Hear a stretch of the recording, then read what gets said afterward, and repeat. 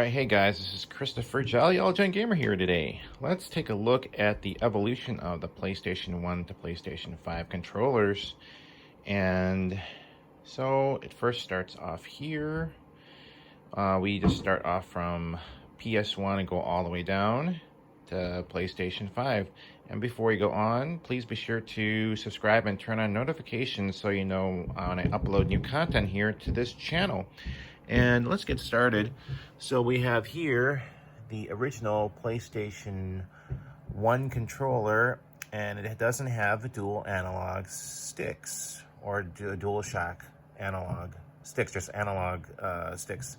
That was added later on in 1997, and yeah, this was when it first shipped in 1994 in Japan. It was a little bit smaller, then they made it a little bit bigger in the West, in North America and Europe, maybe due to because us Americans and us Europeans have larger hands than the Japanese. I guess that's the reason.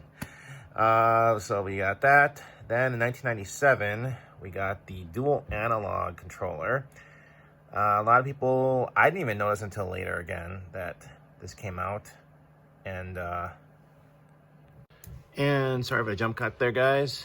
Yeah, the dual analog controller came out in 1987. This was the first iteration of Sony's analog before the Dualshock.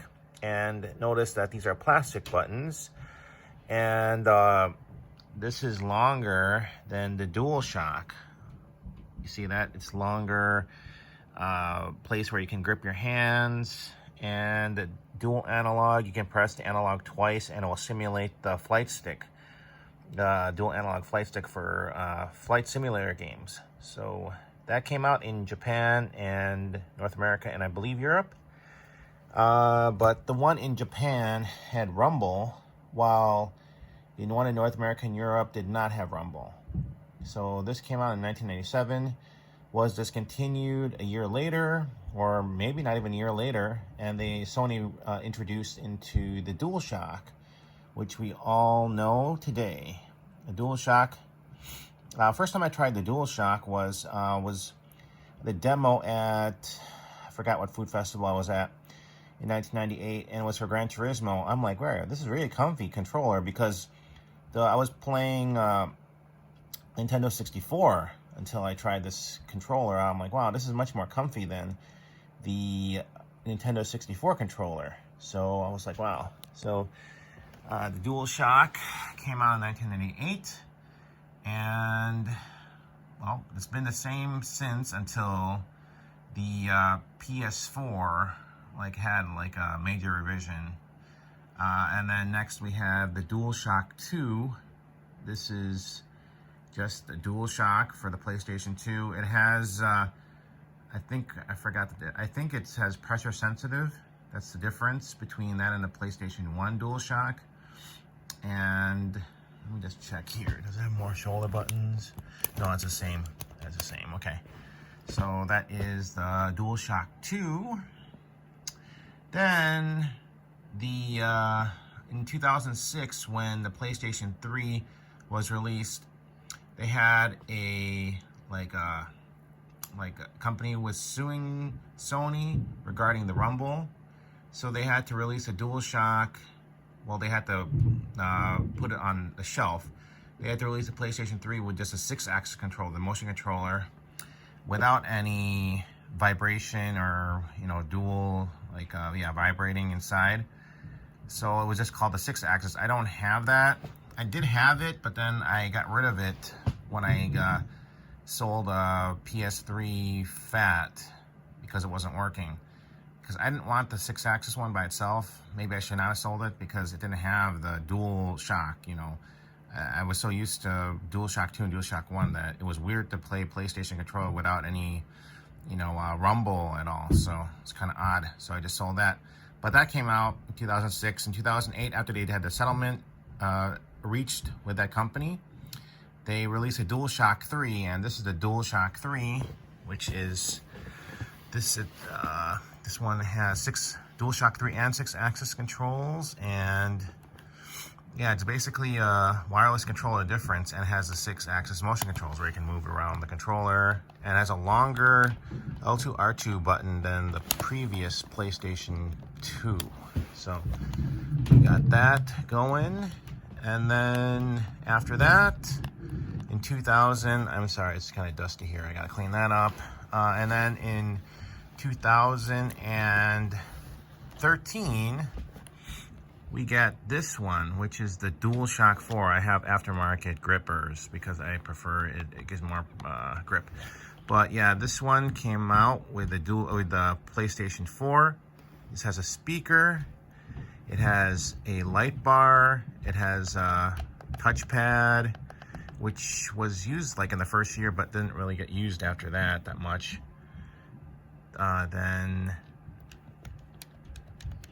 yeah, it has yeah, the PlayStation is moved down, and just an overall different design than the DualShock 1 to 3. So but it also has down here, it has a jack for your headphones, and it has a share button as well. It doesn't have that on the DualShock 3. So that was what we had. And then Sony made it even better. Better battery life, better, you know, with the haptic feedback, everything with the Dualsense. And they even changed the name. Now it's no longer called DualShock, it's Dualsense. And I remember when I first released it, I'd be like, wow, they got rid of the DualShock name, now it's called Dualsense? Interesting. So again, with the Dualsense, yeah, Sony upped their game. They have a built-in microphone. The PlayStation turn-on button is different now. It's not an actual button anymore. It's more like a logo insignia. You just press it still. And there's a button for the microphone to mute it. There's the microphone, and same thing, has a touchpad. The light illumination is now here, and then there's no more light bar. The haptic feedback, this makes it feel much better like these. It's like when we're playing Astro's Playroom, for instance, it was heavier, it was more pressure sensitive, and it was truly a unique experience now with this. It has, again, the same option and share button, but it's taken to a different level now. Also, you notice the buttons are like clear glass, looks like clear plastic. And this was to also have it like on the Vita. PS Vita had the clear plastic buttons as well. And this looks more, it's heavier than all the other PlayStation controllers, the DualSense. And it just looks much more like durable quality than the DualShock 4, DualShock 3. And this is a major evolution, you know, in terms of, you know, playing the game, durability, and yeah, it looks really nice. Also, this has a USB-C versus the micro USB. Oh, also another thing, yeah. Then DualShock 3 used a mini USB, and then these are just all controllers. But yeah, so this was a DualShock 3 mini USB, DualShock 4 micro USB, and then DualSense 5, well, DualSense, no longer DualShock 5, DualSense is USB-C. So the PlayStation controllers have evolved, and it's gotten better it's gotten better and added more features in each iteration. Although I think the dual analog feels better to play, more precise than the DualShock. So that's my opinion. It kind of regressed, but if we didn't have, it would have been dual analog, whatever, dual analog 3, you know, instead of DualShock 3. But yeah, this is my opinion. I feel like this is the best controller PlayStation has, the current one. And then the second best is the PS4, DualShock 4. And then the third is the DualShock 3. So anyway, that is all for now. Thank you again for watching. And about the history of the PlayStation controllers from PS1 to PS5. And hope you guys enjoyed it. And thanks again for watching. Until next video, take care. Later.